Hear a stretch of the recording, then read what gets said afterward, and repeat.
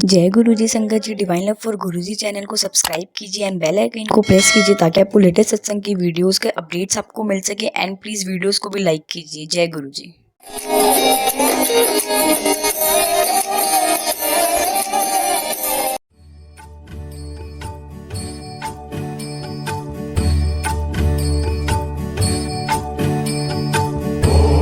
जय गुरु जी।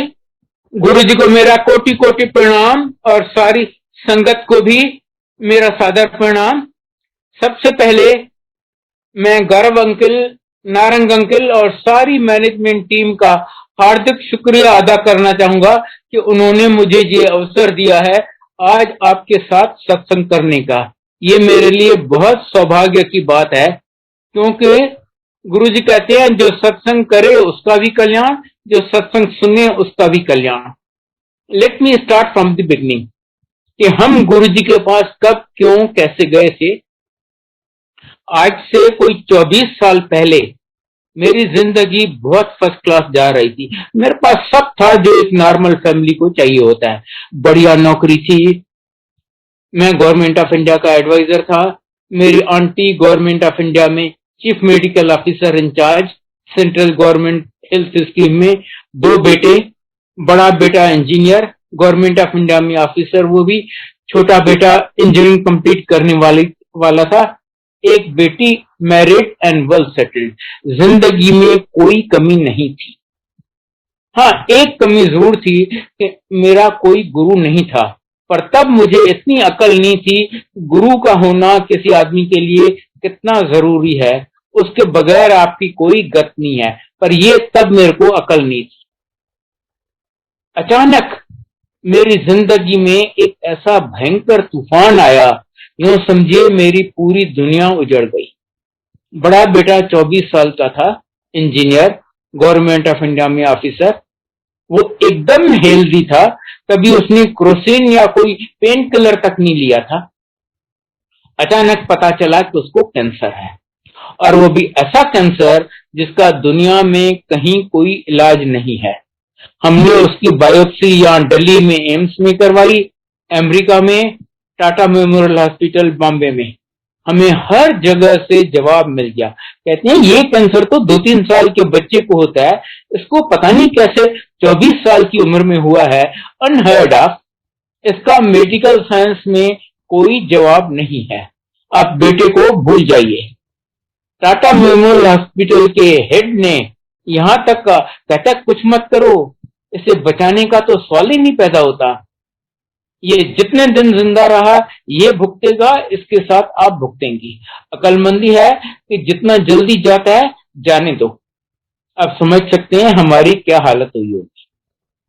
अचानक इतने निस्सहाय हेल्पलेस हो गए, समझ नहीं आए क्या करें। तब गुरुजी ने हम पर असीम कृपा करके हमें अपनी शरण में बुला लिया। ये मैं इसलिए कह रहा हूं कि पहली बार हो, 10वीं बार या 50वीं बार, आप इस द्वार पे तभी आ सकते हैं जब गुरुजी आपको बुलाएं। अपनी मर्जी से या किसी के कहने से कोई नहीं आ सकता। हाँ, वो किसी को भी माध्यम बना देते हैं आपको बुलाने के लिए, पर मर्जी उनकी चलती है। मेरी आंटी के किसी कलीग ने बताया कि ऐसे गुरुजी हैं, अच्छा होगा आप उनकी शरण जाओ। और सच मानिए हमें गुरुजी में कोई विश्वास नहीं था। मैं इंजीनियर, मेरी आंटी डॉक्टर, दोनों बेटे इंजीनियर। साइंस के स्टूडेंट्स आपको पता है कैसे होते हैं, ऐसा करो तो ऐसा होगा, ऐसा करो तो ऐसा होगा। हमने सोचा ये थोड़ी कि जिस कैंसर का कोई इलाज ही नहीं है, किसी ने कोई ताबीज या धागा बांध दिया या प्रसाद दे दिया तो कैंसर ठीक हो जाएगा। पर हम इतने मजबूर थे, कोई और द्वार नहीं दिख रहा था जहां हम जा सकें। सिर्फ इसलिए हम बगैर विश्वास के गुरुजी की शरण में गए। गुरुजी बहुत कम बोलते हैं, वो बोलते नहीं करते हैं। पहले दिन उन्होंने हमारे साथ सिर्फ 2 अक्षर बोले, कल्याण कीता। और आप विश्वास करेंगे, उनके कल्याण कीता 2 अक्षर बोलने से बेटे का कैंसर गायब। सीटी स्कैन कराया तो डॉक्टर्स दंग रह गए। कहते हैं ये कैंसर तो कभी जाता ही नहीं, सवाल ही नहीं पैदा होता। पर इसके शरीर में कैंसर का नामो निशान नहीं है। ये कैसे हुआ हमारी समझ से बाहर है, पर हुआ है। फिर गुरुजी कहने लगे मुंडे दा ब्याह कर लो, मुंडे दा ब्याह कर लो। अफकोर्स कौन माँ बाप नहीं चाहेगा कि बेटे की शादी हो। हमने बहुत कोशिश की, काफी अच्छे अच्छे प्रपोजल्स आए सब, पर आप इतनी बड़ी बात किसी से छुपाएंगे तो नहीं ना। और सब बातें ठीक, जहां लड़की वालों को एंड में बताते कि भाई देखो आज ये ठीक है पर इसको कैंसर हो चुका है, बस जी वो उसके बाद हमें अपनी शक्ल ही नहीं दिखाती। काफी देर ये सिलसिला चलता रहा, गुरुजी कहते रहे और हम कोशिश करते रहे, पर हुआ कुछ भी नहीं। आखिर एक दिन जब फिर उन्होंने मेरी आंटी को बोला, वो उसी को बोला करते थे, तो मुंडे का ब्याह कर ले। कहती है गुरुजी लड़की भी आप ही दिलाइए। गुरुजी कहते हैं ठीक है तो अनु पंजाबी कुड़ी दिलवाएंगे, हम सिंधी हैं। हमने सोचा सिंधी लड़कियों की तो हमारे पास पंजाबी लड़कियों की तो प्रपोजल्स ही नहीं आएंगी। हमने गुरुजी से पूछा गुरुजी एक ऐड दे दे न्यूज़पेपर में। कहते नहीं नहीं चुप करके बैठ जाओ, घर बैठे कुड़ी आ जाएगी। तो हमारी कोशिश से तो वैसे भी कुछ नहीं हो रहा था, हम भी चुप करके बैठ गए। लगभग 1 साल बीत गया। बेटा कंप्यूटर इंजीनियर है, यहाँ लोजी रोड पे सीजीओ कॉम्प्लेक्स है जहाँ गवर्नमेंट के 10-12 ऑफिस हैं, वो उनमें से एक में काम करता था। एक दिन वो कैंटीन में बैठा था तो उसी की ऑफिस की लड़की जो कुछ टाइम के लिए उनकी ऑफिस में डेपुटेशन पे आई थी, इससे आके मिली, एक आध बार और मिली, और वो खुद इसको कहती है कि मेरे पेरेंट्स आपके पेरेंट्स से मिलना चाहते हैं मैट्रिमोनियल के लिए। इसने सबसे पहले बताया देखो आज मैं गुरुजी की कृपा से ठीक हूं, पर मुझे बहुत खतरनाक टाइप का कैंसर हो चुका है, मैं सच्चाई तुमसे छुपाऊंगा नहीं। अब गुरुजी की लीला देखिए, उस लड़की का अपना मामा कैंसर में मर चुका था, उसको पता था इसको कल परसों फिर कैंसर होने का काफी चांस है, और उसने या उसके परिवार ने कभी गुरुजी का नाम भी नहीं सुना था, मिलना तो दूर रहा। फिर भी वो कहती है कोई बात नहीं। उसके पेरेंट्स हमारे यहाँ आए, प्रपोज किया, दोनों फैमिलीज को सब बातें ठीक लगी। हमने कहा भाई हमारी तरफ से तो सब ठीक है, पर हमारा फाइनल डिसीजन हमारे गुरुजी लेंगे। उनको कोई चॉइस तो था नहीं। कहते हैं ठीक है आपको जिससे पूछना है पूछ लो। हमने गुरुजी को बताया गुरुजी ये प्रपोजल आया है। गुरुजी कहते हैं हाँ कर लो भैया। और जैसे उन्होंने लगभग 1 साल पहले कहा था, घर बैठे पंजाबी कुड़ी आ गई। कुछ टाइम बाद इन्होंने सोचा अपनी फैमिली बढ़ाई जाए। हर एक कोई भी मैरिड कपल चाहेगा। पता चला लड़की को माइनर थैलेसीमिया, हाइपोथायराइडिज्म और पॉलीसिस्टिक ओवेरियन डिजीज है। डॉक्टर्स कहते हैं इसके मां बनने के चांसेस सिर्फ 25% है, और कैंसर वाले आदमी को कभी बच्चा हो ही नहीं सकता। 3 साल इन्होंने पता नहीं कितने स्पेशलिस्ट को कंसल्ट किए, सबने कहा अपना बच्चा भूल जाओ, कोई चांस ही नहीं है, सवाल ही नहीं पैदा होता कि तुम्हें अपना बच्चा हो जाए। 31 दिसंबर 2005 गुरुजी न्यू जर्सी सेलिब्रेट कर रहे थे बड़े मंदिर में। तब वो अपने हाथ से प्रसाद दिया करते थे। जब मेरी बहू को प्रसाद दिए, बोले ले तेनू दवाई देती। उसी महीने अराउंड 20-21 जनवरी को उसने कंसीव किया। अभी कुछ ही दिन बीते होंगे, माइंड यू दिन, नॉट इवन हफ्ते। संगत से कोई अनजान आंटी जिसको मेरी बहू जानती भी नहीं है, उसको आके कहती है कि गुरुजी ने मुझे सपने में कहा है कि तुम्हें जुड़वा बच्चे हैं। और आप जानते हैं गुरुजी के सपने सपने नहीं होते, हकीकत होती है। इतना अर्ली था उसको नहीं पता, उसके डॉक्टर को नहीं पता, सास डॉक्टर है उसको नहीं पता। संगत से अनजान आंटी आके कहती है कि गुरुजी कहते हैं तुम्हें जुड़वा बच्चे हैं। 24 फरवरी 2006 महाशिवरात्रि का दिन, मेरी बहू को कंसीव किए कुल 1-1.25 महीना हुआ था। सवेरे सवेरे उसको सीवियर ब्लीडिंग हो गई। उसने अपने डॉक्टर को फोन किया, कहती ऑब्वियसली मिसकैरेज हो रहा है, तुम एकदम बेड रेस्ट लो, एकदम मतलब एकदम, इवन वॉशरूम तक मत जाओ, बेड पेन यूज करो, मुझे दिखाने में मत आओ, मैं कुछ नहीं कर सकूंगी, और जो तुम वहां से यहां तक आओगी तुम्हारा केस और बिगड़ेगा, आगे तुम्हारी किस्मत। वो सारा दिन बिस्तर पे पड़ी रही। शाम को महाशिवरात्रि का दिन, बड़े मंदिर में साल का one of the two most important functions, 7 जुलाई और महाशिवरात्रि। अगेन गुरुजी की लीला देखिए फॉर द फर्स्ट टाइम, और जहां तक मुझे पता है ओनली टाइम अभी तक, ऑर्गेनाइजेशन ने डिसाइड किया, अरे यहाँ पर तो इतनी संगत होगी, हर एक चाहेगा मैं गुरुजी की आरती करूं, मैं गुरुजी की आरती करूं, हम किसको हाँ बोलें किसको ना बोलें, चलो लॉटरी डालते हैं। बहू बेटे ने हमें बताया नहीं था कि बहू की क्या हालत है, पता था कुछ कर तो सकेंगे नहीं, खाम खा का वो भी टेंशन करेंगे। जब लॉटरी डाल रहे थे मेरी आंटी ने अपना तो नाम डाला, बहू का भी डाला, बेटी का भी डाला, और जो गुरुजी की मर्जी, मेरी आंटी का नाम नहीं निकला, बेटी का नाम नहीं निकला, बहू का नाम निकला कि वो गुरुजी की आरती करेगी। हमने उसको फोन किया, अरे भाई कहाँ हो तुम, जल्दी आओ, तुम उन भाग्यशाली में से हो जो आज गुरुजी की आरती करेंगी। फिर भी उसने हमें नहीं बताया कि उसकी क्या हालत है।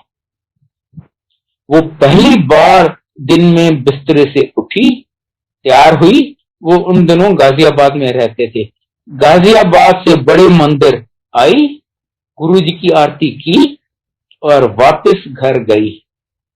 बहू बेटा कहते हैं हमें 15 दिन डॉक्टर के पास जाने की हिम्मत नहीं पड़ी, कहे कि तुम बेवकूफ हो, मैं तुम्हें कहती हूँ वॉशरूम तक मत जाओ और तुम इतना ड्राइव करती फिरती हो, पागलपन तो और क्या है। 15 दिन बाद जब वो गई डॉक्टर ने के पास, डॉक्टर ने उसे एग्जामिन किया, उसका रंग उड़ गया। कहती है एक बेबी का प्लेसेंटा मां से अलग हो गया है, अब तो उसको ना ब्लड सप्लाई मिलेगा ना ऑक्सीजन, अब तो सवाल ही नहीं पैदा होता कि वो जिंदा रह सके। और जब तक दूसरा बच्चा है, अच्छा वो जिंदा नहीं रहा तो उसका जहर फैल जाएगा, दूसरा बच्चा भी मर जाएगा, और जब तक दूसरा बच्चा जिंदा है हम एबॉर्शन करके निकाल भी नहीं सकते। पर उस हालत में भी गुरुजी की कृपा से उसकी प्रेगनेंसी चलती रही। डॉक्टर हैरान, कहती है ऐसा केस हमने न कहीं पढ़ा है, न सुना है, न देखा है, बगैर ब्लड सप्लाई बगैर ऑक्सीजन के बच्चा जिंदा है और प्रेगनेंसी चल रही है। हाँ उनका रेट ऑफ ग्रोथ जरूर कम हो गया। उसने जनवरी में कंसीव किया था, 22 अक्टूबर को ड्यू थी। गुरुजी ने एग्जैक्ट डेट पहले बता दी, 21 सितंबर, और 21 सितंबर इंसिडेंटली आज का दिन, और 21 सितंबर को उसने जुड़वा बच्चे डिलीवर किए, लड़का और लड़की। एक के माथे पे ओम, एक के हाथ पे ओम। गुरुजी कहते हैं ये ऐसे वैसे बच्चे नहीं है, ये शिव जी के बच्चे हैं। नामकरण गुरुजी ने किया और नाम रखे अर्जुन और गौरी, जो शिव जी और माता पार्वती के दूसरे नाम है। मेरे बेटे को कहती है देखो मैंने एक झटके में तुम्हारी फैमिली कंप्लीट कर दी, इवन मेरे से तुम्हें कभी कुछ मांगना नहीं पड़ेगा। जबकि मांगना तो छोड़िए, मैंने आपको बताया ये कैसे हुए, हमने गुरुजी को कभी बताया तक नहीं कि गुरुजी ये प्रॉब्लम है, कुछ कृपा कीजिए। और मेरी आंटी को कहते हैं आंटी कभी वेख्या कभी सुनिया कैंसर वाले बंदे नू बचा हो जाए, मैं तेरी डॉक्टरी फेल कर दूं। अब मैं आपको थोड़ा सा, बहुत थोड़ा सा गुरुजी के बारे में बताऊंगा। ऑफ कोर्स ये तो सूरज को दिया दिखाने वाली बात होगी, क्योंकि वो तो इतने अनंत है, मैं क्या, माता सरस्वती भी उनको नहीं डिस्क्राइब कर सकती। मैं आपको कुछ बताता हूं, हमारे गुरुजी साक्षात महाशिव हैं, दी अल्टीमेट, जिनके ऊपर कोई भी नहीं है। गुरुजी कहते हैं ब्रह्मा विष्णु महेश भी मेरे से पैदा हुए हैं, इससे बढ़कर तो कोई हो ही क्या सकता है। कहते हैं मैं अपनी मर्जी से आता हूं, अपनी मर्जी से आता हूं, जाता हूं, मैं जोत से आया हूं, जोत में मिल जाऊंगा। वो अंतर्यामी हैं, आपके मन की हर बात जानते हैं, आपके पास्ट, प्रेजेंट और फ्यूचर जन्मों का वो सब जानते हैं। इसलिए उनको कभी कुछ बताना नहीं पड़ता, उनसे कुछ मांगना नहीं पड़ता। वो सर्वव्यापी हैं, हर जगह हैं। जहां आप उन्हें याद करोगे, आप उन्हें अपने बगल में पाओगे। आप उन्हें याद नहीं भी करो, वो हमेशा हर भगत के अंग संग रहते हैं। करने को वो कुछ भी करते हैं। गुरुजी कहते हैं, मैं शुरू वहां पर होता हूं जहां आदमी की सोच या मेडिकल साइंस खत्म होती है। एब्सोल्युटली इम्पॉसिबल केसेस में वो बच्चे दे देते हैं। मुझे केसेस पता है जहां आंटी को बच्चे दाने ही नहीं है, यूट्रस नहीं है या फेलोपियन ट्यूब नहीं है, उसको भी बच्चा दे दिया। कौन सी बड़ी बात है। अभी मैंने आपको अपने पोते पोती का इन डिटेल बताया। बगैर उनकी आज्ञा के यमराज आपको छू नहीं सकता, छू नहीं सकता। मुझे केसेस पता है जहां एम्पायर स्टेट में संगत चल रही थी, यमराज आया तो वो किसी संगत को ले जाने लगा। गुरुजी कहते हैं, देख ये मेरा भगत है, तू उसे हाथ नहीं लगाएगा। यमराज कहता है, गुरुजी आपको पता है इसका टाइम खत्म हो गया है, आज मुझे इसे ले जाने दीजिए। गुरु कहते हैं, नहीं आज मैं तुम्हें किसी हालत में इसे नहीं ले जाने दूंगा। और यमराज खाली हाथ वापस चला गया। मुर्दों को वो जिंदा कर देते हैं। मैं आपको इसका बताता हूं अपना केस। 2004 मार्च, मुझे थोड़ा हार्ट का प्रॉब्लम हो गया, मेरी सांस उखड़ जाती थी। एक दो स्पेशलिस्ट को दिखाया, सबने कहा जी एंजियोग्राफी करवा लो, हो सकता है बाईपास ऑपरेशन करवाना पड़े या कम से कम स्टेंट डलवाने पड़े। मैंने बत्रा हॉस्पिटल में एंजियोग्राफी की डेट ले ली।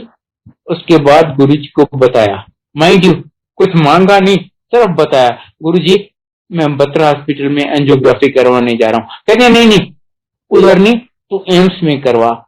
क्योंकि उनको पता था कि मेरी एंजियोग्राफी में क्या होने वाला है और कुछ प्लेसेस पे वो ज्यादा ब्लेस कर सकती है। एम्स उनमें से एक है। एम्स में तो आपको पता है 6-6, 8-8 महीने आपको अपॉइंटमेंट ही नहीं मिलती। गुरु जी की कृपा से मुझे 2-3 दिन में अपॉइंटमेंट मिल गई, मेरी एंजियोग्राफी हुई। कहते हैं आपको एक साइलेंट हार्ट अटैक हो चुका है। साइलेंट मतलब तब आपको पता नहीं चला, आपकी हार्ट बहुत डैमेज है और आपकी तीनों आर्टरीज ब्लॉक है।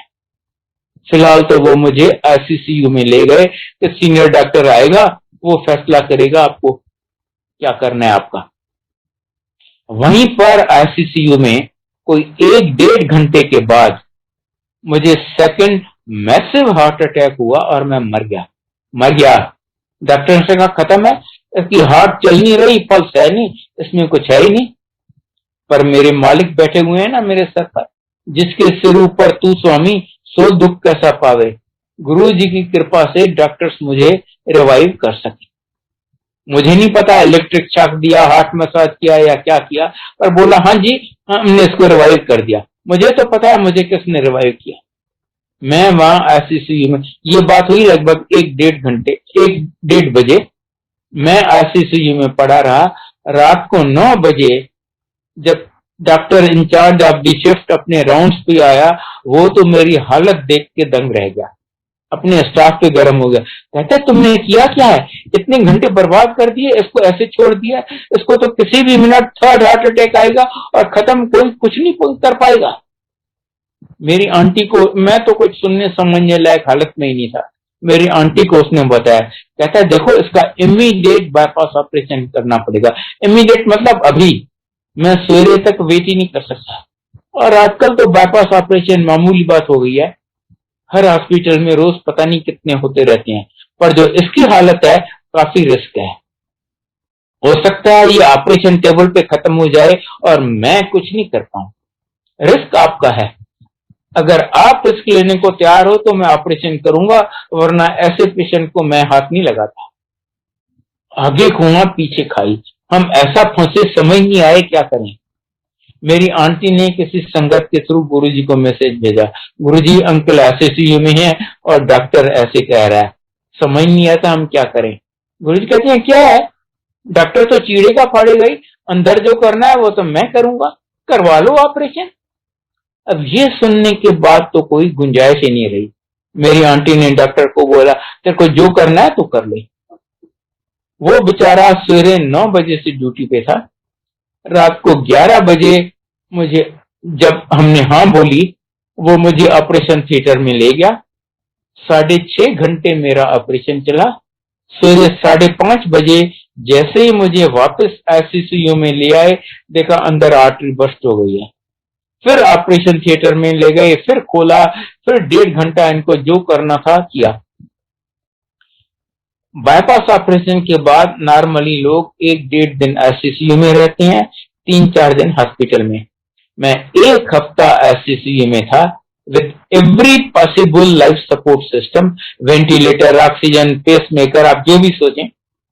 3 हफ्ते में हॉस्पिटल में रहा, बार बार कॉम्प्लिकेशंस हो जाती, 2 बार फिर एडमिट हुआ एज इंडोर पेशेंट।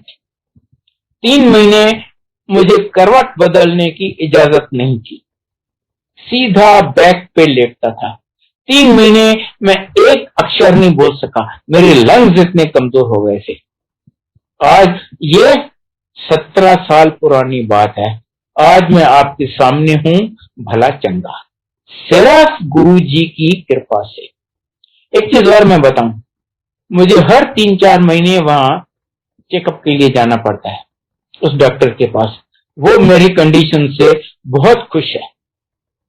कुछ टाइम पहले वो, मैंने थोड़ा बहुत उसको गुरुजी के बारे में भी बताया है, हालांकि वो कभी गुरुजी के पास आया नहीं है। कुछ टाइम पहले वो मुझे खुद कहता है आप इस बाईपास ऑपरेशन या दवाइयों के जोर पे नहीं चल रहे।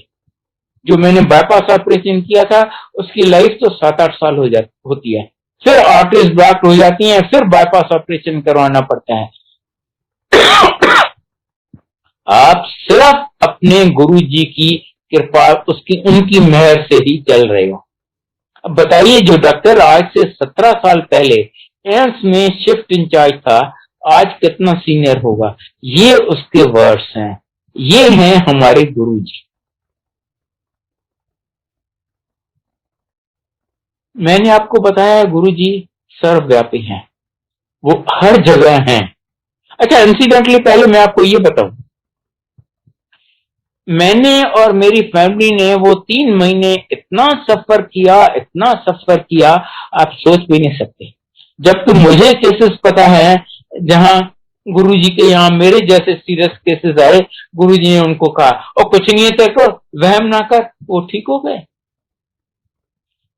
तो गुरुजी कहते हैं आपके 90% कर्म मैं माफ कर देता हूं, और बाकी 10% आपसे वो भी नहीं भुगते जाएंगे, वो भी मैं आपको भुगताऊंगा। और वो इसलिए कि तभी आपका सब जन्मों के लिए अकाउंट क्लियर होगा और आप मोक्ष के हकदार बन सकेंगे। तो मेरे पिछले जन्मों के कर्म इतने खराब रहे होंगे, गुरुजी ने मेरे को सफर करवा दी, बोले बेटा सफर कर ले, मैं हूं ना तेरे साथ। वो 3 महीने बीत गए ना, आज मैं उनकी कृपा से एकदम भला चंगा आपकी तरह हूं। तो गुरुजी वो नहीं देते जो आपको चाहिए, जो आपको अच्छा लगता है, वो देते हैं जो ना सिर्फ आपके लिए पर आपकी पूरी फैमिली के लिए अच्छा है। कहते हैं सबसे पहले मैं आपको लाइफ देता हूं, अगर लाइफ ही नहीं है तो और कुछ लेके क्या करोगे। उसके बाद मैं हेल्थ देता हूं। अगर लाइफ है पर आप आईसीयू में पड़े हो, रोज 1-1.5 लाख का खर्चा हो रहा है, क्या फायदा ऐसी लाइफ का। तो पहले लाइफ, फिर हेल्थ, फिर वेल्थ, फिर हैप्पीनेस। आपको प्रमोशन चाहिए, नौकरी चाहिए, मकान चाहिए, कोर्ट केस है, बेटी की शादी करवानी है, मिलता सब है। टाइमिंग और प्रायोरिटी उनकी चलती है। वो देती हैं जो ना सिर्फ आपके लिए पर आपकी पूरी फैमिली के लिए अच्छा है। गुरुजी बार बार कहते हैं मंगो नहीं मनो। क्यों, मैं आपको इसका भी रीजन बताता हूं क्यों नहीं मांगना चाहिए। नंबर 1, जो चीज आप मांग के लेते हो वो टेम्पररी होती है, वो आपके पास परमानेंट नहीं रहेगी। दूसरा, जब आप मांगोगे अपनी हैसियत, अपनी औकात के हिसाब से मांगोगे, वो देंगे तो अपनी हैसियत से। कहां उनकी हैसियत, कहां मेरी हैसियत, जमीन आसमान का फर्क है। तीसरा, आपको ये पता ही नहीं जो आप मांग रहे हैं वो आपके लिए अच्छा है भी या नहीं है। मुझे क्या पता मेरे पीछे मेरी मौत खड़ी है क्या, या उस दीवार के पीछे क्या है, मुझे तो नहीं मालूम, पर गुरुजी को तो सब पता है। इसीलिए गुरुजी बार बार कहते हैं मंगो नहीं मनो। मेरी आपसे हाथ जोड़ के विनती है कि प्लीज कभी गलती से भी गुरुजी से कुछ नहीं मांगिए, उन पे छोड़ दीजिए।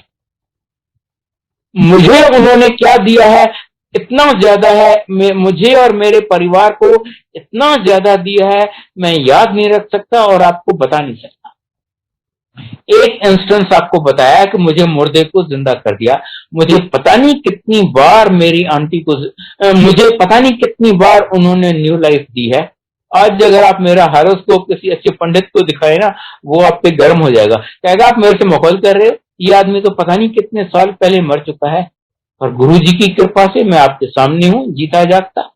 मेरी आंटी को 2-3 बार न्यू लाइफ दी है। मेरे बेटे का अभी मैंने उसको कैंसर का बताया, उसके बाद भी उन्होंने 2-3 बार उसको सीरियस एक्सीडेंट्स में सर्टेन डेथ से बचाया है। छोटे बेटे का भी यही हाल। बट फॉर गुरुजी's मेहर, मैं, मेरी आंटी, मेरे दोनों बेटे, मेरी बेटी, उन सब के बच्चे, स्पाउसेस, सब कब के खत्म हो गए होते।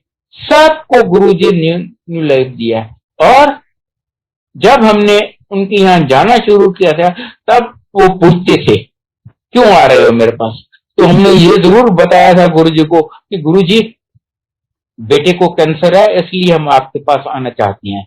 और जो भी दिया है A to Z, बिन मांगे, बिन एक अक्षर बताए। मैं एक छोटा इंस्टेंस और बताता हूं। मैंने उनके यहाँ जाना शुरू किया, उसके लगभग 2 महीने बाद मैं कैलाश मानसरोवर की यात्रा पे जा रहा था। कहते हैं कैलाश मानसरोवर जो भी जाता है वहां शिव जी के दर्शन होते हैं। हाँ, आप उन्हें पहचान सके या नहीं ये दूसरी बात है, पर दर्शन जरूर होते हैं। प्लस क्या फर्स्ट क्लास सीनरी है।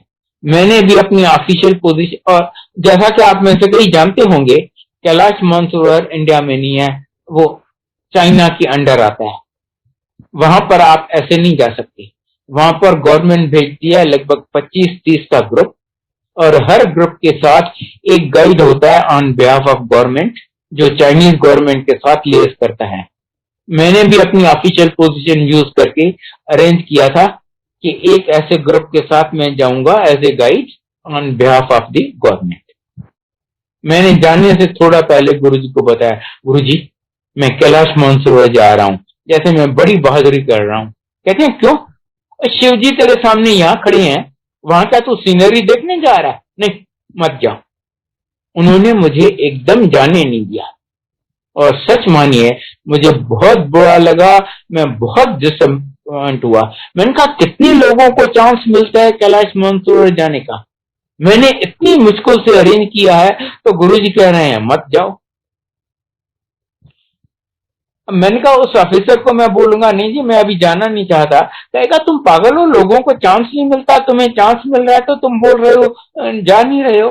मैंने मन में गुरुजी को अरदास की, गुरुजी अगर आप चाहते हो मैं नहीं जाऊं तो मुझे रोकने का उपाय भी कोई आप ही करो। मैंने आपको बताया ये बहुत रिगोरस ट्रिप होती है। जाने से 2-3 रोज पहले आपका अच्छा खासा मेडिकल एग्जाम होता है, मेरा भी हुआ। गुरुजी कृपा से मैं उसमें फेल हो गया। डॉक्टर कहता है इसके बेसिस पे तो मैं तुम्हें नहीं जाने दे सकता। हाँ, अगर तुम्हें जाना है तो कल आके तुम अपना स्ट्रेस सेलम टेस्ट करवा लो, ठीक आया तो मैं तुम्हें जाने दूंगा, नहीं तो नहीं। मैंने कहा थैंक यू, मैं तो इस मौके की तलाश में था, मैं नहीं गया। और उस साल रास्ते में ऐसे जबरदस्त लैंडस्लाइड्स आए जो ना कभी उससे पहले आए हैं ना उसके बाद अभी तक आए हैं। 30-30 लोगों की 2 बैचेस, लगभग 60 पिलग्रिम्स उन लैंडस्लाइड्स में ऐसे दब गए, उनके लाश अभी तक नहीं मिले। इस बात को अब 23 साल हो चुके हैं, उनके लाश अभी तक दबे हुए हैं। वो प्रतिमा बेदी, कबीर बेदी की वाइफ भी उसमें मर गई थी। आपने शायद न्यूज़पेपर्स में पढ़ा होगा। जब ये हुआ उसके बाद गुरुजी मुझे कहते हैं देखा मैंने तुम्हें बचा लिया। यूं तो वो आपको नई लाइफ देते हैं, यूं आपको हथेली से उठा के रखते हैं ना। एक छोटा सा इंस्टेंस आपको सुनाता हूँ। आई थिंक ये अगस्त 2011 का है, मंडे का दिन हो, मैं बड़े मंदिर में थोड़ी सेवा कर रहा था। अगस्त का महीना था, एंड ऑफ अगस्त, काफी बारिश हुई थी उस दिन। मेरे को just outside the main hall एक पेडिस्टल फैन को शिफ्ट करना था। पेडिस्टल फैन बहुत हेवी था और उस दिन में काफी बारिश हुई थी। मैंने पेडिस्टल फैन को अच्छी तरह दोनों हाथों से पकड़ा और अपनी तरफ खींचा। जैसे ही मैंने उसे अपनी तरफ खींचा, मेरे दोनों पैर आगे स्लिप हो गए और मैं जाके पीठ और सर के बल गिरा। फैन मैंने अच्छी तरह पकड़ा हुआ था, फैन मेरे ऊपर, मैं तो वहीं दब गया। इधर उधर से 2-3 सेवादार भागते आए, आके पहले फैन उठाया, फिर मुझे उठाया। कोई मेरे सिर की मालिश कर रहा है, कोई मेरे पीठ की मालिश कर रहा है। अंकल, आपको तो बहुत चोट लगी होगी। मैंने कहा नहीं, मुझे तो कुछ भी नहीं हुआ, जबकि मुझे सिवियर ऑस्टियोपोरोसिस है। जिस तरीके से मैं गिरा था, ये निश्चित है कि मेरी रीढ़ की हड्डी, स्पाइन, 2-3 जगह से टूटती और मेरी बाकी जिंदगी या कोमा में या कम से कम बिस्तरे पर गुजरती।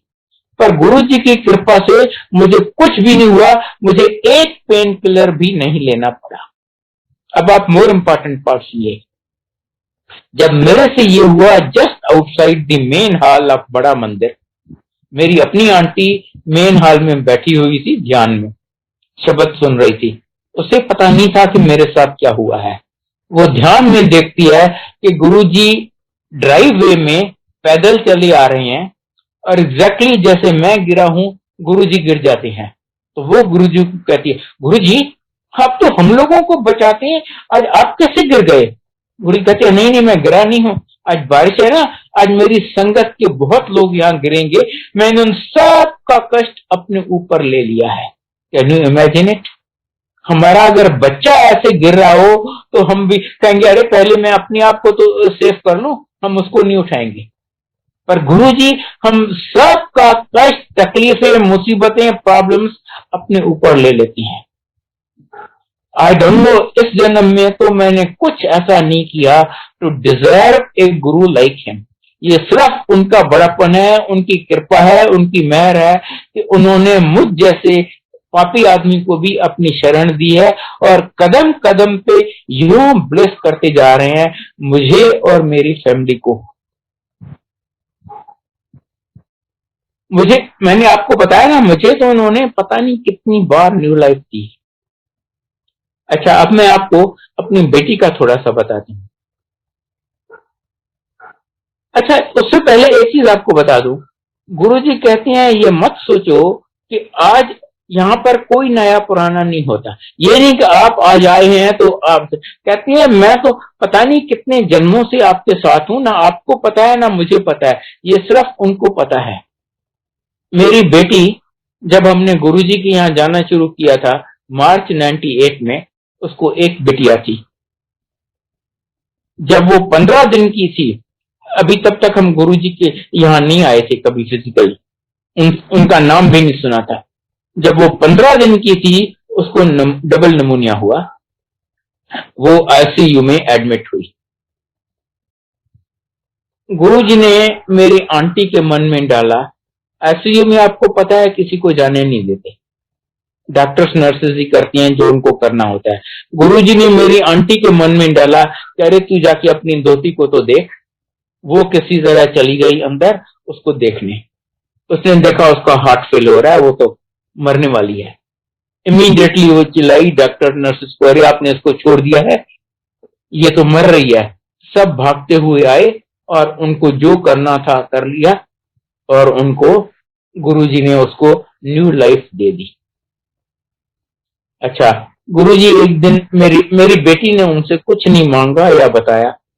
एक दिन गुरुजी उसको कहते हैं, मैं तेरे को बेटा दूंगा, खुद ही। और गुरुजी की कृपा से कोई 2-3 साल के बाद उसको वो बेटा हुआ। आप शायद आप में से कई जानते होंगे कि गुरुजी के दिए हुए बच्चे बहुत ही इंटेलिजेंट, बहुत ही लकी और बहुत ही शरारती होते हैं। He has all the qualities. एक दिन वो स्कूल में क्रिकेट खेल रहा था, क्रिकेट बॉल आके फुल फोर्स से उसकी आंख में लगा। उसके, आप विश्वास करेंगे, फुल फोर्स से क्रिकेट बॉल आके उसकी आंख में लगा और उसकी आंख को कुछ भी नहीं हुआ, कुछ भी नहीं हुआ। उसके एक फ्रेंड को भी उसी तरह बॉल लगा, उसकी तो आंख गई। उसने 3 महीने अच्छा खासा इलाज करवाया, फिर भी उसकी आंख आज तक ठीक नहीं है।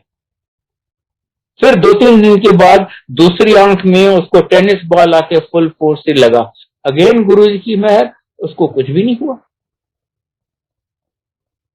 यूं गुरुजी आपको पल पल संभाल के अपनी हथेली पे उठा के रखते हैं। अब मैं आपको अपनी दोस्ती का एक सुनाता हूं। जनवरी 2017 का, उसने 4-5 महीने नई गाड़ी ली थी, बैलिनो। वो जा रही थी चंडीगढ़ कोई मैरिज अटेंड करने। गाड़ी वो चला रही थी, आगे पीछे 3 फैमिली मेंबर्स बैठे थे। दिल्ली चंडीगढ़ हाईवे पे मूर्थल के पास, गुड़गांव से लगभग 60 किलोमीटर दूर, पता नहीं क्या हुआ, मल्टीपल एक्सीडेंट। एक गाड़ी को दूसरी ने पीछे से ठोका, दूसरी को तीसरी ने, तीसरी को चौथी ने, चौथी गाड़ी शायद इसकी थी।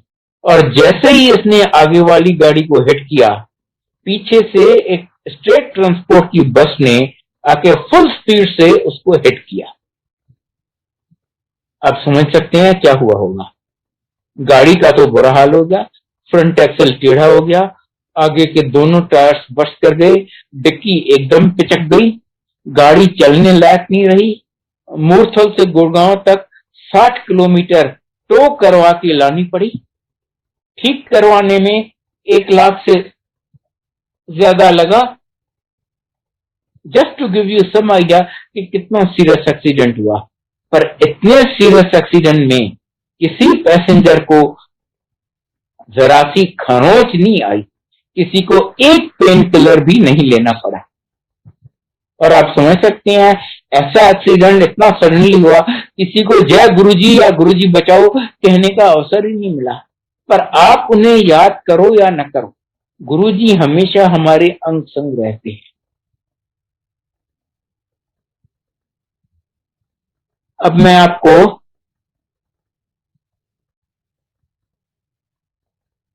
एक और अपना इंसिडेंट सुनाता हूं। ये है अक्टूबर 2017 का, आज से एग्जैक्टली 4 साल पहले। फ्राइडे का दिन हो। मेरी फ्राइडे को बड़े मंदिर में लंगर सेवा होती है। सितंबर 17 सितंबर शायद मेरी बड़े मंदिर में लंगर सेवा होती है। मैं लंगर की थालियों में हलवा प्रसाद डालता हूँ। मैं वो सेवा कर रहा था। वो करते करते मुझे ब्रेन स्ट्रोक हुआ। सडनली खड़ी कर मैंने रियलाइज किया कि मेरी लेफ्ट लेग में एकदम पावर नहीं है, लेफ्ट आर्म लटक रही है, मैं उसे उठा नहीं सकता और स्पीच गई, मैं बोल नहीं सका। क्लियर साइंस कि ये ब्रेन स्ट्रोक हुआ है। अब गुरुजी की लीला देखिए। गुरुजी कहते हैं, मेरे भक्तों की जिंदगी में कुछ भी बाय चांस नहीं होता, सब मेरी मर्जी मेरी प्लानिंग से होता है। अब मेरे कर्म ऐसे थे कि मुझे ब्रेन स्ट्रोक होना था, तो वो तो हुआ, पर आप गुरुजी की प्लानिंग देखिए। सबसे पहले तो ना मैं ड्राइव करता हूं, ना मेरी आंटी ड्राइव करती है। अगर और कहीं पर मुझे ये ब्रेन स्ट्रोक हुआ होता ना, तो जब तक एम्बुलेंस आती तब तक मेरा पता नहीं क्या हाल होता। क्योंकि ब्रेन स्ट्रोक में एवरी मिनट काउंट्स। आप जितना जल्दी डॉक्टर्स के अंडर पहुंच गए उतना अच्छा है। जितना आप लेट करेंगे आपके परमानेंट डैमेज की और वो हालत का डेंजर रहता है। जैसे ही मैंने रियलाइज किया कि मुझे ब्रेन स्ट्रोक हुआ, मैंने साथ वाले सेवादारों को बोला कि मुझे मेरी आंटी के पास लेके चलो। किसी तरह इशारे से उनको समझाया। वो कोई 4-5 मीटर के डिस्टेंस पे वो भी सेवा कर रही थी। वो मुझे दोनों पकड़ के ऑलमोस्ट आधा उठा के ले गए। अगेन गुरुजी की प्लानिंग। जब वो मुझे ले जा रहे थे, पीछे से एक एम्स का रिटायर्ड डॉक्टर आ रहा था। जिस तरीके से मैं चल रहा था और ये मुझे ले जा रहे थे, वो तो मेरी हालत देख के समझ गया कि इसको ब्रेन स्ट्रोक हुआ है। गुरुजी की कृपा से उसके पास सार्बिट्रेट और डिस्प्रिन दोनों थे। उसने निकाल के फटाफट मुझे दे दिए। अंकल ये तो खा लो। मुझे फर्स्ट एड तो वहीं का वहीं मिल गया। वहां पे और गए मैंने आपको बताया जो 17 साल पहले मेरा जो 2004 में मेरा बाईपास ऑपरेशन हुआ था, हमने उस डॉक्टर को फोन किया एम्स में कि भाई इसको ये ब्रेन स्ट्रोक हुआ है और हम इमरजेंसी वार्ड में आना चाहते हैं। कहता है ऐसी गलती मत करना, एम्स में तो इतना रश होता है कोई आपको घुसने भी नहीं देगा और इसके लिए एवरी मिनट काउंट्स। अच्छा होगा किसी अच्छी प्राइवेट हॉस्पिटल में ले जाओ। मेरी आंटी ने सेवादारों को रिक्वेस्ट किया कि प्लीज कोई एम्बुलेंस तो मंगा दो। कहती आंटी क्या बातें कर रही हो, एम्बुलेंस आने में तो पता नहीं कितनी देर लगेगी। हम है ना। 2 सेवादार फटाफट अपनी गाड़ी लेके आए, अपनी गाड़ियां दोनों ले आए। उन 2 गाड़ियों में मैं, मेरी आंटी, मेरी बेटी और 3 सेवादार हम निकले फोर्टिस वसंत कुंज। 23 सितंबर रात के लगभग 9 बजे से नवरात्रे चल रहे थे। आपको पता है छतरपुर रोड पे ट्रैफिक की क्या हालत होती है, पर गुरु जी की कृपा से हमें कहीं पर भी जरा सी ट्रैफिक या एक रेड लाइट भी नहीं मिला। हम फटाफट फोर्टिस वसंत कुंज पहुंच गए। जैसे ही हम यहां से निकलने लगे, आंटी ने बेटों को भी फोन कर दिया कि पापा को ये हुआ है और हम फोर्टिस वसंत कुंज में जा रहे हैं। बड़ा बेटा मेरा एंड्रूजगंज में रहता है, वो, उसकी आंटी, उसके 2 छोटे बच्चे तैयार हुए। उन दिनों साउथ एक्स पे मेट्रो का काम चल रहा था, बहुत जैम रहता था। अरविंदो मार्ग पे आप जानते हैं ट्रैफिक की क्या क्या हालत होती है, पर उसको भी गुरु जी की कृपा से कहीं भी जरा सी ट्रैफिक नहीं मिली। इनफैक्ट वो हमसे पहले पहुंच गया और जब तक हम वहां पहुंचे वो सिस्टर्स और स्ट्रेचर लेके इमरजेंसी के गेट पे हमारे रिसेप्शन के लिए खड़ा रहा। मुझे फटाफट अंदर ले गए, मेरे 1-2 टेस्ट किए। अच्छा, तब तक गुरु जी की कृपा से और जो मुझे फर्स्ट एड मिल गई थी बड़े मंदिर में, every minute I was feeling better better and better. इन्होंने मेरे 1-2 टेस्ट किए, कहते हाँ जी आपको ब्रेन स्ट्रोक तो हुआ है but fortunately you are out of danger, कोई घबराने वाली बात नहीं है। हम आपको अभी 4-5 दिन रखेंगे आईसीयू में फॉर ऑब्जर्वेशन। हमने सोचा ये तो लूटने वाली बात हुई, मैं इतना बेटर फील कर रहा हूं, मैं चल फिर रहा हूं और ये कह रहे हैं हम आपको आईसीयू में रखेंगे। हमने कहा नहीं भाई हम तो जा रहे हैं। हालांकि हमें वार्न किया गया था कि एम्स में आप घुस नहीं सकोगे, पर हमने डिसाइड किया कि हम एम्स जाएंगे। बेटे की गाड़ी में हम सब गए एम्स। वहां पर उन्होंने इमीडिएटली मुझे अटेंड किया। गुरु जी की कृपा से मैं 3 दिन वहां रहा,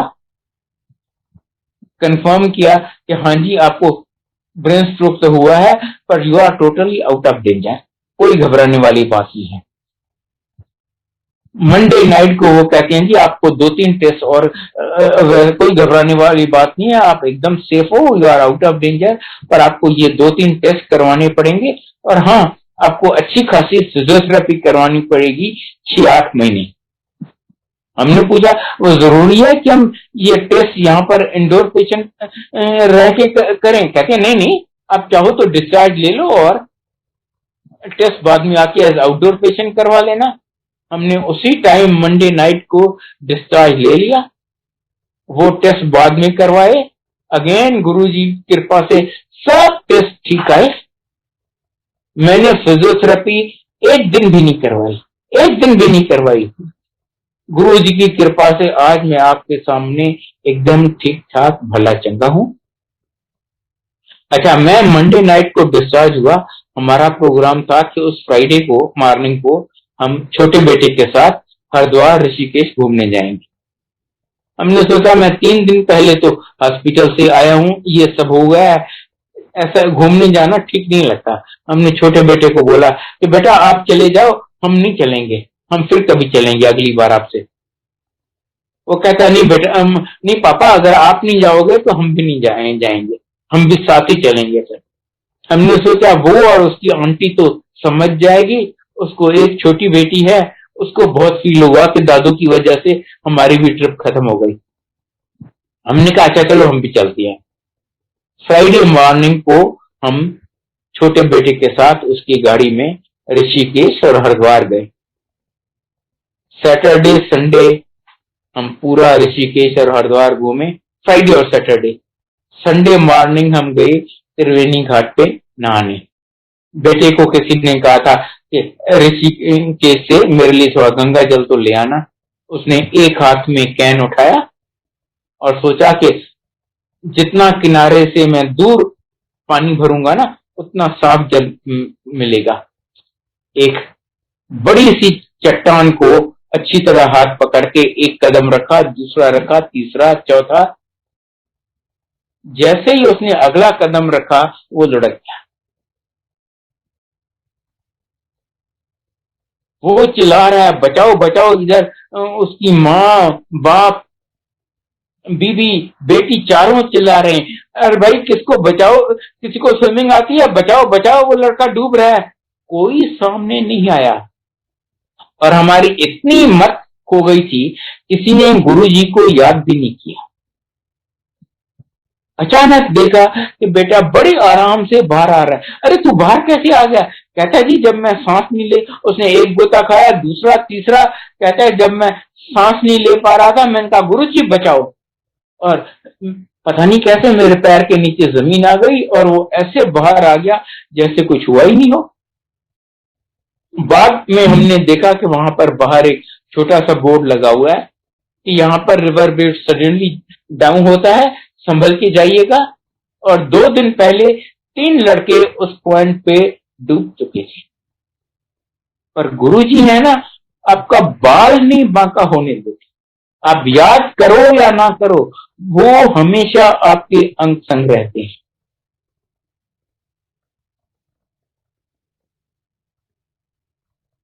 ये करो जो 14 महीनों में सुना। अच्छा, मैंने आपको अपने दोते का नहीं बताया। वो जब पैदा हुआ था, आप विश्वास करेंगे 14 महीने वो सोया ही नहीं। 14 महीने वो नहीं सोया। बस माँ हमेशा उसको गोद में लेके, हाँ उसके गोद में जितनी थोड़ी बहुत नींद कर ले, जहां वो उसको नीचे बिस्तर पे लिटाती वो जाग जाता। और माँ भी इस हालत में चलती रही, वो भी चलता रहा, सब ठीक था। ये सिर्फ गुरु जी की कृपा है। कष्ट कटवाए बेटी के कष्ट कटवाए ना 14 महीने। वो बेटी के भी ऐसे ग्रह होंगे, उन्होंने 14 महीने उसको जगा के उसकी नींद खराब करके उसके वो कष्ट कर्म कटवा दिए। गुरु जी कहते हैं आप ये मत सोचिए कि आज आप गुरु जी से, गुरु जी कहते हैं मैं तो आया ही हूँ जो मेरे पता नहीं कितने जन्मों से भगत रह चुकी हैं, उनको इकट्ठा करने और उनको ब्लेस करने के लिए। अब मैं बड़े बेटे का एक और इंसिडेंट सुनाता, अच्छे इंसान बने। मैं बड़े बेटे का एक और इंसिडेंट सुनाता हूँ। अब एक दिन, अगेन फ्राइडे का दिन था, बड़े मंदिर में हम जरा ज्यादा ही लेट हो गए। मेरे ऑलमोस्ट 11 बज गए थे। और बड़ा बेटा पूछता है, वो भी आया हुआ था उस दिन, पूछता है कि आप घर कैसे जाओगे? हमने कहा कैब कर देंगे। कहता है नहीं पापा कैब क्या करोगे, हम आपको छोड़ के आएंगे। अब वो रहता है साउथ एक्स में, साउथ एक्स के पास एंड्रूजगंज में, हम गुड़गांव में। हमने कहा इस टाइम पहले ही इतनी लेट हो गई है, तू क्या हमें, नहीं हम कैब कर लेते हैं। उसने जिद किया नहीं पापा हम आपको छोड़ के आएंगे। वो आए, हमें छोड़ के और वापस गए। तो काफी लेट हो गया था। जब ऐसा होता है ना, मेरी आंटी को नींद नहीं आती, जब तक बच्ची उसको घर पहुंच के और मैसेज कर दें कि हाँ जी हम घर पहुंच गए। जब इसने सोचा कि वो लगभग पहुंच गए होंगे, इसने फोन किया बेटे को कि क्या हुआ, अभी तक घर पहुंचे नहीं क्या, फोन नहीं किया। तो बहू ने फोन उठाया, कहती है हाँ हाँ बस पहुंचने वाले हैं। पर मेरी आंटी को नींद नहीं आ रही थी, वो आधी सो रही थी आधी जग रही थी। उस हालत में वो ध्यान में देखती है कि छतरपुर के पास इनका किसी ट्रेलर ट्रक के साथ कोलिजन होता है और बेटा और बहू दोनों मर जाते हैं। उसको बड़ी फिक्र हुई, पर अब क्या कर सकती थी। इसने सोचा हाँ ये मेरी नेगेटिविटी है। अगले दिन इसको बेटे के यहाँ जाना था एंड्रूसगंज में। जब ये वहां गई तो बहू थी घर पे, बेटा नहीं था। इसने पूछा सुमित कहाँ है? कहती है कि वो गाड़ी बनवाने गया है। गाड़ी बनवाने गया? कल रात को तो तुम्हारी गाड़ी एकदम ठीक थी। कहती है नहीं मम्मी, हमारा वो छतरपुर से थोड़ा पहले सुल्तानपुर के पास वो जो रास्ता आता है ना, वहां पर ट्रेलर ट्रक के साथ कोलिजन हो गया। उसने रेड लाइट जंप की और हमने जाके उसको हिट किया। तो जो इसने ध्यान में देखा था कि इनका ट्रेलर ट्रक के साथ एक्सीडेंट होता है, वो सचमुच हुआ। और जो इसने ध्यान में देखा कि बेटा बहू दोनों मर जाते हैं, वो होना था। पर गुरु जी की कृपा से वो दोनों बाल बाल बच गए। उनको गाड़ी को काफी डैमेज हुआ, 1 लाख से ज्यादा खर्चा लगा। गाड़ी चलने लायक नहीं रही। वहां पर छतरपुर मेट्रो स्टेशन के पास रखनी पड़ी, पुलिस को मंगा के वहां रख दी और वहां से कैब करके ये घर आए। पर इतने सीरियस एक्सीडेंट में दोनों पैसेंजर्स को जरा सी खरोंच नहीं आई। ये हैं हमारे गुरुजी। मैं क्या, कोई तरीका नहीं है कि हम उनके एहसानों का इवन 1% उनको दे सके। शब्द आता है जो मांगे ठाकुर से सोई सोई देवे। पर मैं तो कहता हूं मांगने की तो बात छोड़िए, हम जितना सोचते हैं गुरुजी ने हमें उससे बहुत बहुत ज्यादा दिया है। यूं ब्लेसिंग्स लुटाते जा रहे हैं, लुटाते जा रहे हैं। कोई तरीका नहीं है कि हम उनको रीपे कर सकें। बस आप यहां आते रहिए और सब गुरुजी पे छोड़ दीजिए। और फर्स्ट हैंड एक्सपीरियंस से मैं आपको गारंटी दे सकता हूं कि आप जितना सोचती हैं उससे बहुत बहुत ज्यादा ले जाएंगे। गुरुजी हमसे कुछ नहीं एक्सपेक्ट करते, बस कहते हैं मुझे प्यार दो, श्रद्धा दो और मुझ में विश्वास रखो। 2-3 चीजें अब मैं आपको बताऊंगा जो गुरुजी स्ट्रिक्टली कहते हैं। एक तो गुरुजी कहते हैं नो ABC। ए मतलब अक्यूज, बी मतलब ब्लेम, सी मतलब क्रिटिसाइज।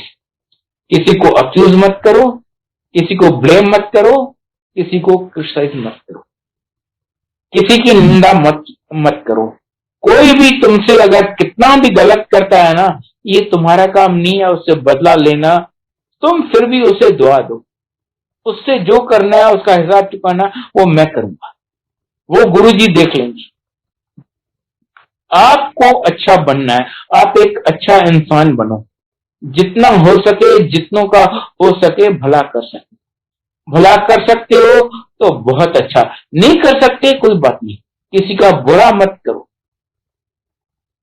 पर और किसी को भी अक्यूज, ब्लेम, क्रिटिसाइज या किसी की निंदा नहीं करो। अगर आप किसी की निंदा करते हो, आप उसके सारे पाप को कर्म अपने ऊपर ले लेते हो। तो ये छोटी छोटी बातें उनपे का ध्यान रखिए और बाकी सब गुरुजी पे छोड़ दीजिए। मैंने आपको बताया कि मुझे इतना गुरुजी ने दिया है, एवरी सिंगल थिंग बिन मांगे, बिन एक अक्षर बताए। एक आपको छोटा सा इंसिडेंट बताऊं। मैंने आपको बताया कि गुरुजी सर्वव्यापी हैं। वो आपको ज्यादा सीरियस नहीं रखते थे, हंसी मजाक भी कर लेते थे। एक बार एक ऐसा इंसिडेंट आपको बताता हूँ सर्वव्यापी का। एक बार उनके यहाँ अमेरिका से कोई भगत आया, गुरुजी उससे पूछते हैं, अंकल अमेरिका जाने में कितनी देर लगती है? वो कहता गुरुजी अगर आप जाओ और आओ तो भी 24 घंटे तो लग जाएंगे। अच्छा, जरा तू अपनी आंटी ने फोन पे लगा, वो यहाँ बड़े एम्पायर स्टेट में बैठा है, उसकी आंटी अमेरिका में बैठी है। इसने अपनी आंटी को फोन किया। गुरुजी कहते हैं उससे पूछ, उसने अभी ब्लू कलर का गाउन डाला और वो फला सब्जी बना रही है? इसने पूछा। वो कहती है हाँ जी। कहता पूछ उसने ड्राइंग रूम्स के कर्टन उतारे थे धोने के लिए, फिर उसने धोए नहीं, वो अभी तक ड्राइंग रूम में नीचे पड़े हुए हैं? इसने पूछा। वो कहती है हाँ जी। कहता गुरुजी कहते हैं पूछ उससे तेरा बेटा अभी कंप्यूटर पे गेम्स खेल रहा है? इसने पूछा। वो दंग रह गई, वो अंकल को बोलती है अंकल आपको ये सब कैसे मालूम? यहाँ गुरुजी अंकल को कहते हैं अंकल आप तो कहते थे कह रहे थे अमेरिका जाने में बड़ी देर लगती है, मैं तो हो भी आया। वो सर्वव्यापी हैं, उनको कहां जाना है कहां आना है। सर्वव्यापी, सर्वशक्तिमान, अंतर्यामी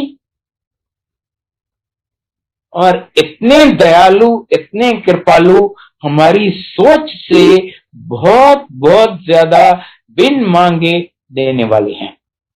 May Guruji bless each and every one of you and your families today and always. I think I will stop here. Jai Guruji, Jai Guruji, Jai Guruji. Shiv जी सदा सहाय, ओम नमः शिवाय। गुरु जी सदा सहाय, ओम नमः शिवाय। शिव जी सदा सहाय, ओम नमः शिवाय। गुरु जी सदा